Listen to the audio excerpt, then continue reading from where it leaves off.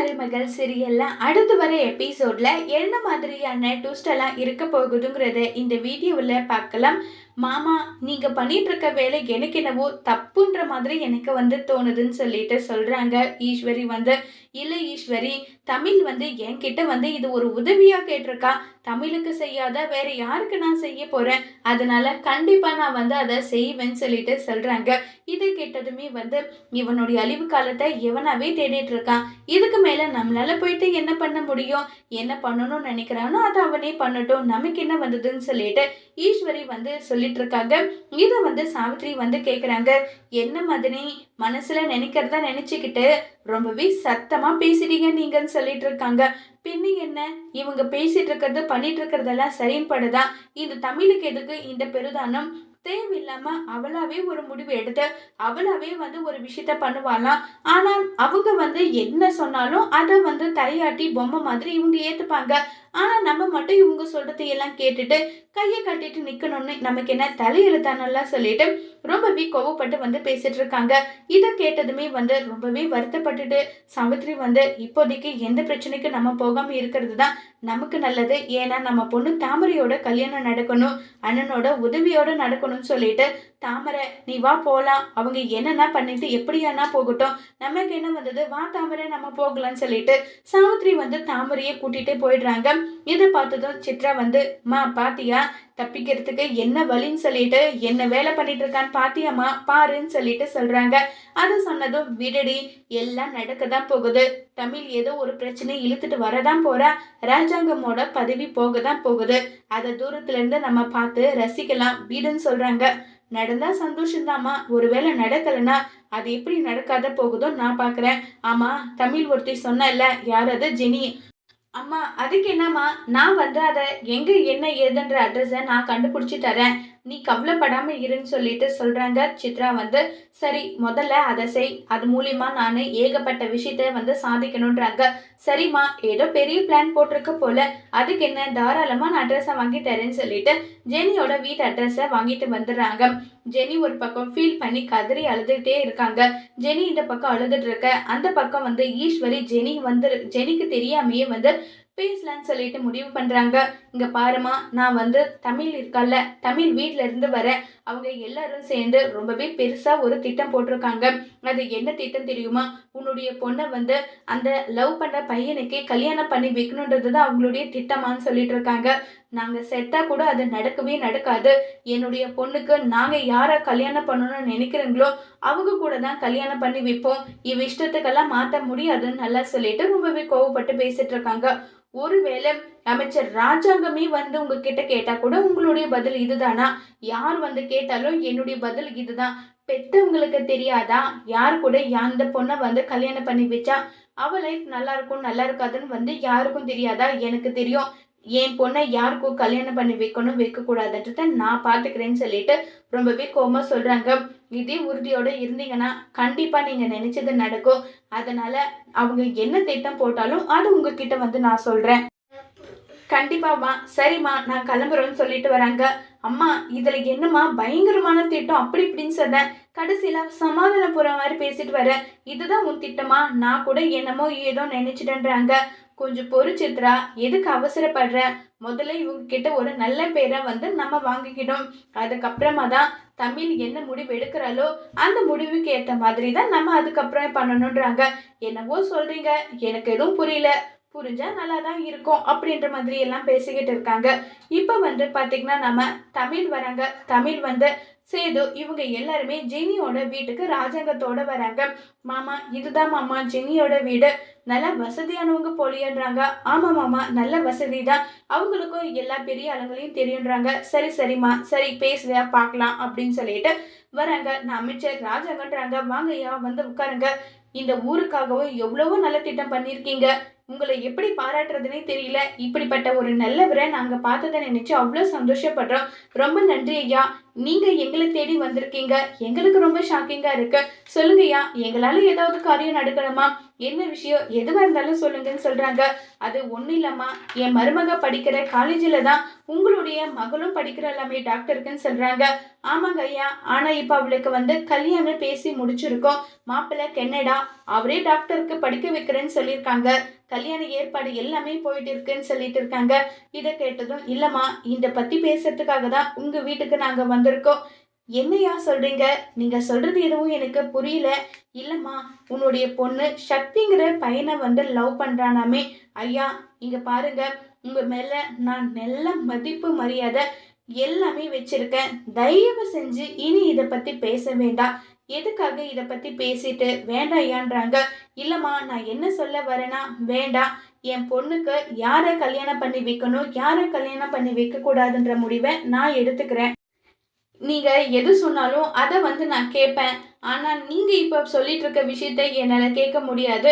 தயவு செஞ்சு மன்னிச்சிடுங்கன்னு சொல்லிட்டு சொன்னதும், இல்லம்மா, நான் என்ன சொல்ல வரேன்னா, அவனுக்கு என்ன உங்க வசதிக்கு ஏத்த அளவுக்கு அவனால எப்படி இருக்க முடியுமோ, அப்படி இருக்கிறதுக்கான ஏற்பாடு எல்லாமே நான் பண்ணி தரேன். அவனுக்கு என்னால என்ன உதவி செஞ்ச முடிஞ்சாலும், அத நான் உங்க கௌரவத்துக்கு ஏத்த அளவுக்கு எல்லாமே செய்றேன்னு சொல்லிட்டு இருக்காங்க.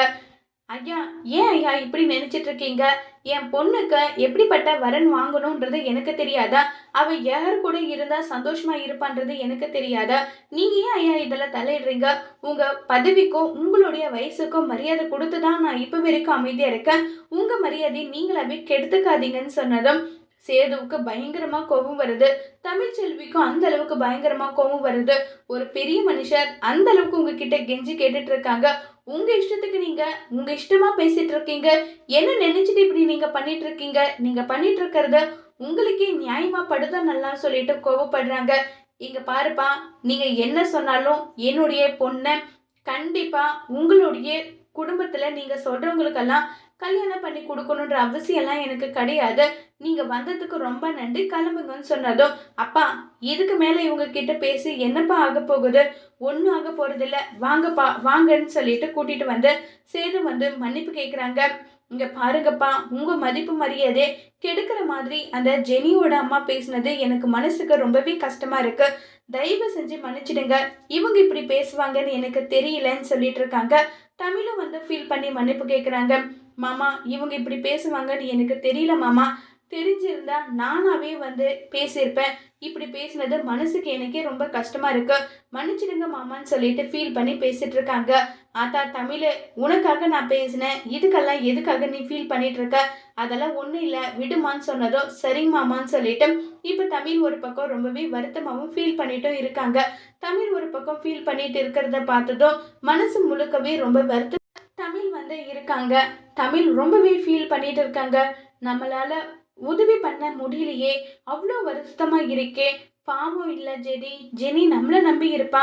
அவளுக்கு எந்த உதவியும் பண்ண முடியலையேன்னு சொல்லிட்டு ரொம்ப வருத்தத்துல இருக்காங்க.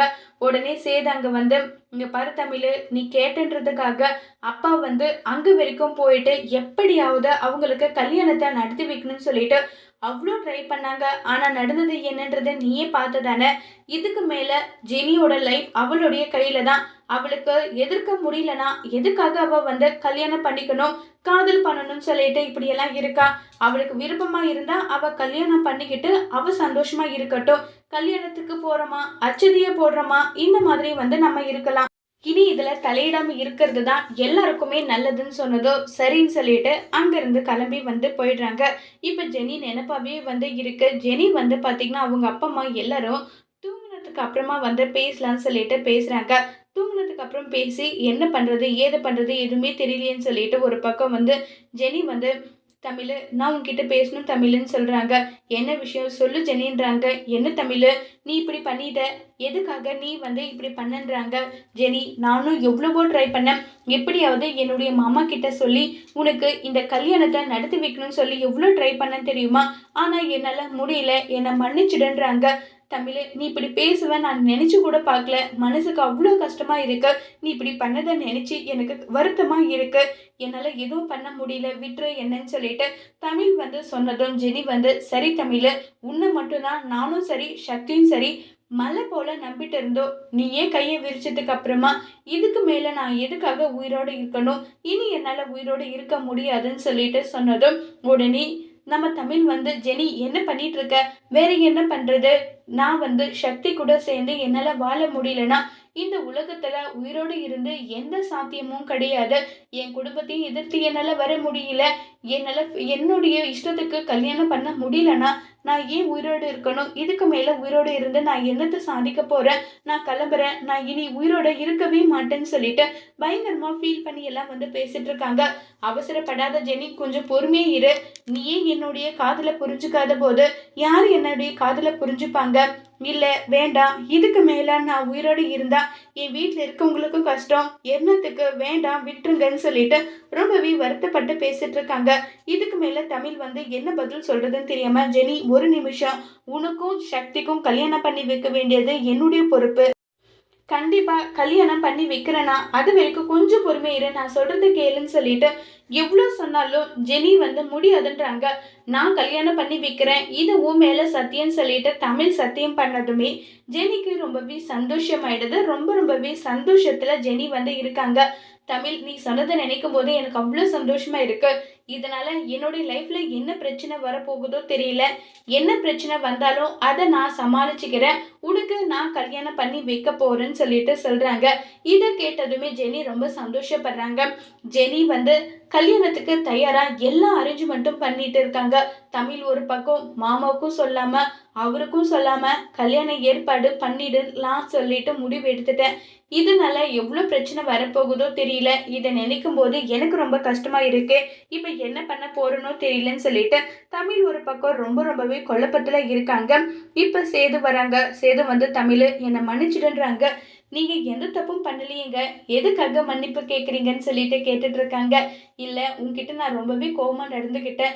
ஜெனியோட அப்பா அம்மா என் அப்பா கிட்ட மரியாதை குறைவா நடந்துக்கிட்டாங்களா, அது எனக்கு ரொம்பவே கஷ்டமா இருந்தது. அதனால அதோட கோவத்தை வந்து நான் உன்கிட்ட காட்டிட்டேன், என்ன மன்னிச்சிடுன்னு சொல்லிட்டு பயங்கரமா ஃபீல் பண்ணி பேசிட்டு இருக்காங்க. இதை கேட்டதும் விடுங்கங்க, இதுக்காகலாம் நீங்க ஏன் ஃபீல் பண்ணிட்டு இருக்கீங்க, விடுங்கன்றாங்க. நான் அப்ப சொன்னதுதான் இப்பயும், எனக்கு நீ முக்கியம்தான், நீ என்னுடைய உலகம்தான், நீ என்னுடைய உயிர் தான். அதுக்காக என்னுடைய அப்பாவுக்கு ஒரு பிரச்சனை வந்தா அதையெல்லாம் பார்த்துக்கிட்டெல்லாம் என்னால இருக்க முடியாது. அது உன்கிட்ட நான் இப்பவே சொல்லி போடுறேன்னு சொல்லிட்டு சொல்லிடுறாங்க. இதை கேட்டு ரொம்பவே ஃபீல் பண்ணி ரொம்ப வருத்தத்திலேயே வந்து இருக்காங்க. இப்ப என்ன சொல்லி நம்ம தமிழ் வந்து இந்த கல்யாணத்துக்கு சம்மதிக்க வைக்க போறாங்க? இதனால என்ன மாதிரியான பிரச்சனை எல்லாம் வரப்போகுது? தமிழ் சேதுவோட வாழ்க்கையில அவங்க 2 பேரும் சந்தோஷமா நிம்மதியா வாழுவாங்களா இல்லையாங்கிறத வரப்போற எபிசோட்ல வெயிட் பண்ணி பார்க்கலாம். தேங்க்யூ.